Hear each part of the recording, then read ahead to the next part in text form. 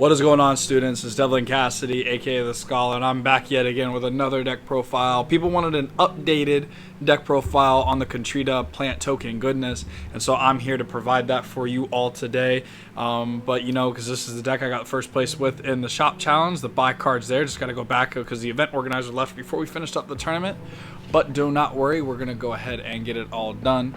Before we jump in the deck profile, if you guys love the beautiful playmats and everything you see here, please go shop with www.dankritual.com for all of the best TCG products that they got going on. They have so many good accessories and everything, and they will get you right for sure. And if you still need any cards, you know, anything like that, trying to prep for this BCS season, please go shop with my team sponsor at kingslayercards.com. Use the promo code SCHOLAR, save 5% off on your order. They will get you right with the best prices guaranteed.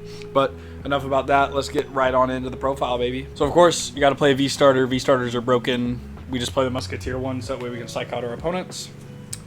And then we got for our first grade threes, got 4 grand old copies of Made in a Stampione. This is just on place make 2 plant tokens and you get a force marker, of course. Her Vanguard skill really doesn't come up, but there's sometimes where like in the mid game, if you like miss a stride, like you have to go down really hard. The fact that the cyclones in your G zone still make your plant tokens really big actually is hysterical, because that can actually like pseudo kill him. So it's like a mini Katrina turn. Can build you a second board for free if you have cards on the board. So yeah, she's really good for that.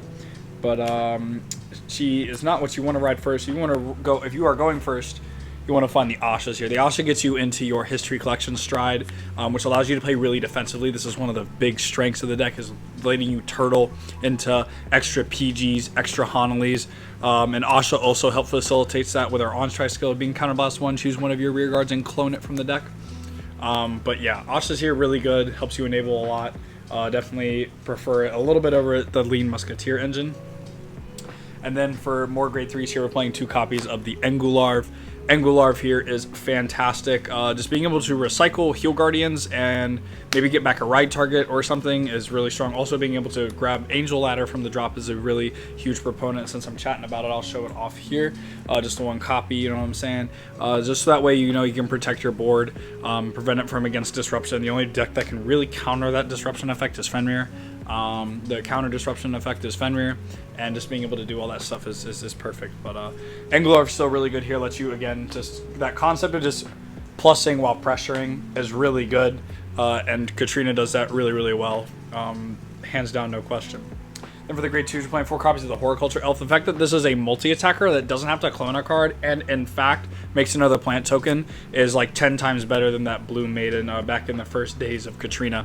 And plus it's your ride fixer, so it can help you find grade 1s, helps you like find like Elementaria, Hanalees, your Logas, all the good stuff. Like this card is just really good, and you should be playing it at 4 copies because it's more token goodness. Now for the best grade 2 in the deck, 4 copies of Anelma.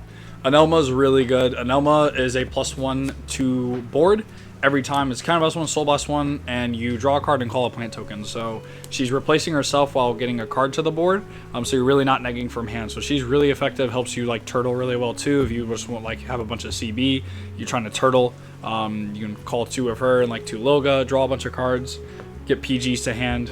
Really good combo play there. And then for the final 2. Grade 2s in the deck, 2 copies of Sylvia. We just wanted an on place, just make a plant token card, kind of similar to some of the cards in our grade 1 slot, as well as Made in a Stampione. So Sylvia performs that role. Some lists you might see play 1, so they can play like another tech in the grade 1 slot. I just wanted ride consistency for this event since I was playing for a buy card. But there's sometimes where you can be a little more greedy in the best ones if you want to alter your list a little bit for sure.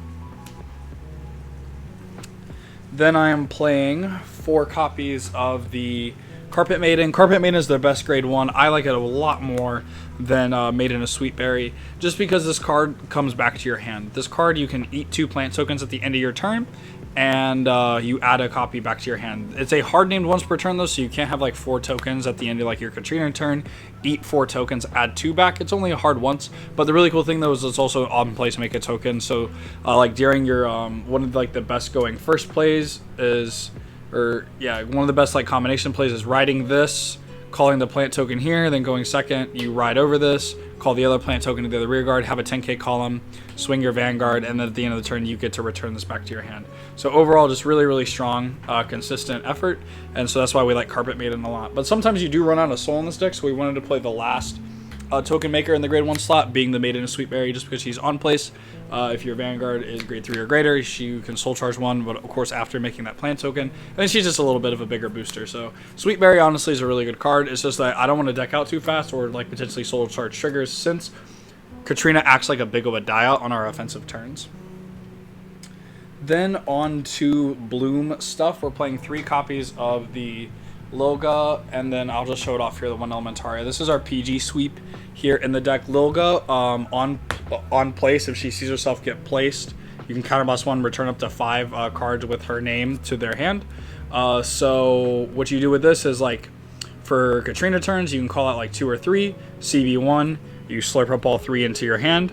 Or what you can do as well is that you can go in like the Asha turn and then do the history collection stride. Like if you have one in hand, you can call 1 and then clone it, and you get like another PG to your hand, which is really good. So yeah, overall the logos are really good. In the Grand Blue matchup, these are huge because you get to recycle these with one of your G Guardians, and so like every turn to like just mitigate bad bounty and stuff like that, you can just add 2 PGs to your hand. So sure, like when they get to the Bartho kill range, they can kill you, but until then, man, like they have some hard time, and just being able to protect yourself against the Skull Dragons is huge in that matchup. So we love Lilga for that reason. But the card we love the most, and was actually MVP of my shop challenge for Honolingus, what was called on the KSC team. Honolingus is the best card, but this is Light Elemental Honoli, of course. This card stacks, so I have put so many people under double and triple Honoli all event. There was even a time where I had a quadruple Honoli active because decks broke. So yeah, we love Honoli. Just being able to like play the little rabbit and just preventing my opponent from multi-attacking on me really hard is like really good. This kills spikes. This kills a lot of like the lower like rogue decks, just to kind of like keep them out of the format, so like I don't lose to random rogue. Which is really nice to have, honestly, because, you know, being able to mitigate how your opponent attacks is very strong. And the fact that this is callable off Katrina, this is called, like, your opponent hits OT, cool, I can call, like, double Honoli, double Lilga, or, like, a combination of, like, Angular, double Lilga, and a Honoli, like, if my opponent hits OT before I attack with Katrina, like, yeah, so the deck's very adaptive. The deck can, like, play defense really, really well. So that's, again, why I like to say, like, you gotta respect the Honoli, so... that is that for Honoli time. And then on to the triggers. We're playing 4 copies of the Strike Crit, 4 copies of the Defensive Draw Crit from the History Collection. These are just ones you want to be playing. Just being able to have access to that draw power is really nice. And then consistent striding. Nothing really much to say there on the trigger innovation.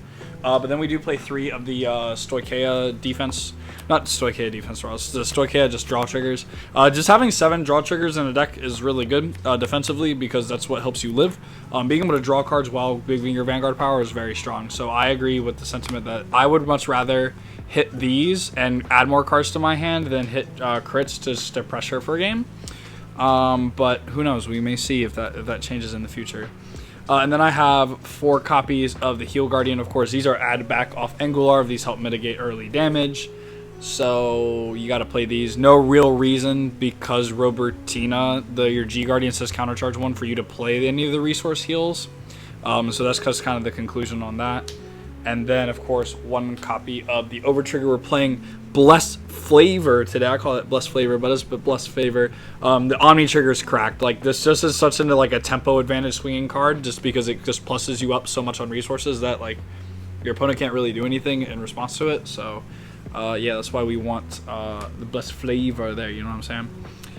And then on into the G-Zone. G-Zone's not, like, complete. Like, I don't have all the cards that, like, I would want to play for it, so I'll talk about, like, what I want as well. But we're first going to start off, of course, with the baddie Katrina. This card honestly should have stayed banned, but hey, I'm not complaining. This deck's really good.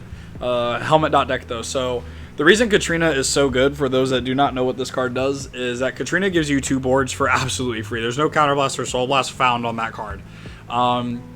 Katrina, on place, you flip up a card face up in your G-Zone, and you call as many plant tokens up to the number of face-up cards in your G-Zone, and then she gets the ability of continuous, all your plant tokens get plus 10k. And then when she swings, You can call equal the amount of cards from your deck equal to the amount of plant tokens you have. You do not have to call them though to where the rear guards, like the plant token rear guards, are.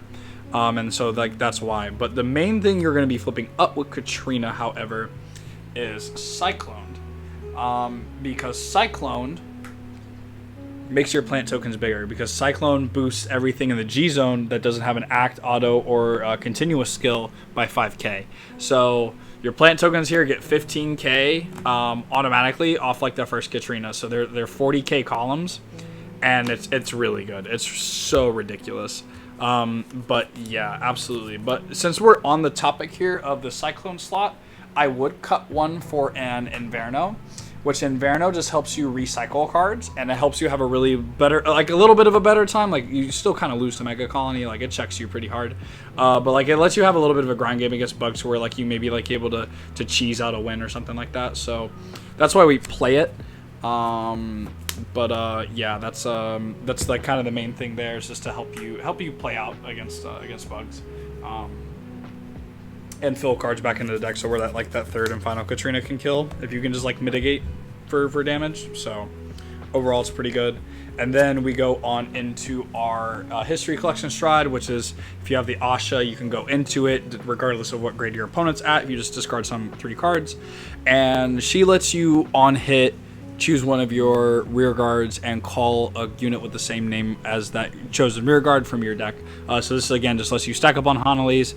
Maybe it lets you add a Lilga. Like those are the cards you want to be calling.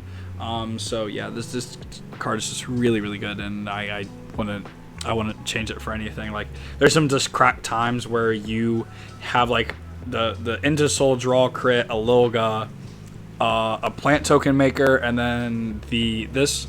And so you get to throw all the triggers on like the second Force 2 with the Plant Token Maker column after you like draw the card off the Millis, and then you like call the other Lilga and like CB1 and then bounce 2 PGs to your hand. Like this is some stupid stuff you can do with this deck. So I just really like this card. Just really love the defensive and like the different like lines that you can do in the deck. Like this is again why I find the deck really fascinating. And then like onto the singletons, of course, like the Harmonics Messiah. Like you want to be playing this card. This card's like insane.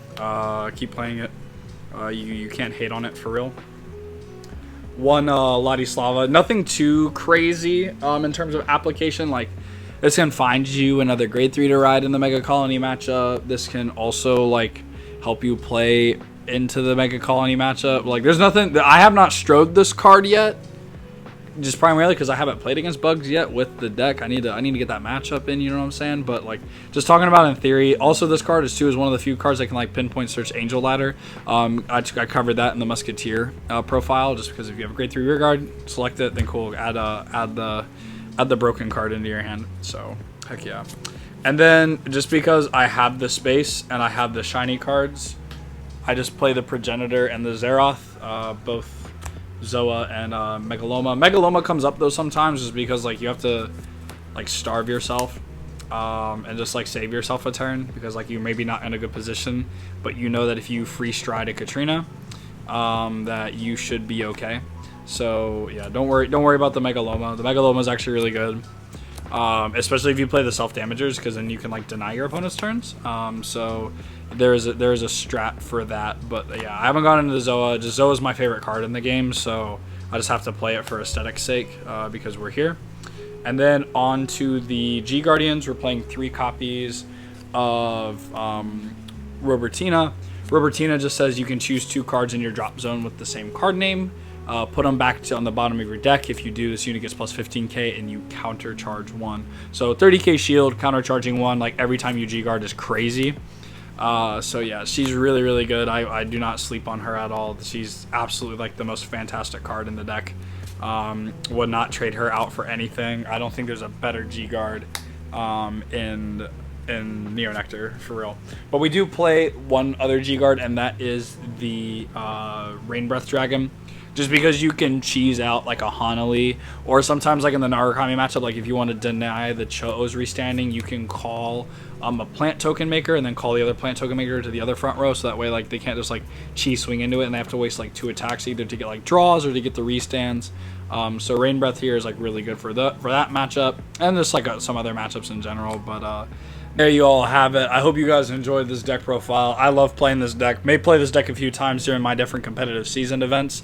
And just really looking forward for sure to being able to see you all this BCS season. Really looking forward to Duluth as the first one I will be attending. So if you're going to be there, make sure you come up, say hi, and do some stuff because I got some good things coming your way. We'll have a few giveaways live during my event time this season, and also trying to get some stuff in the works so that way I can have some cool trinkets that I can give to you guys, give to the fans and everything like that.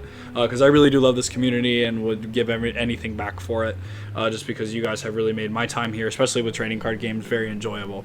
But with that being said, I hope you guys like, comment, subscribe, all that good stuff. You know, keep helping me push on my way up to 2K, as we're almost at 1.5K subs, surprisingly, in the year that I hit 1K. So thank you guys again for the continued support. It's really appreciated from my end, and I hope you guys know it does not go unnoticed. And I hope you all have a wonderful rest of your day and a wonderful rest of your week. I love you all. God bless, and take care.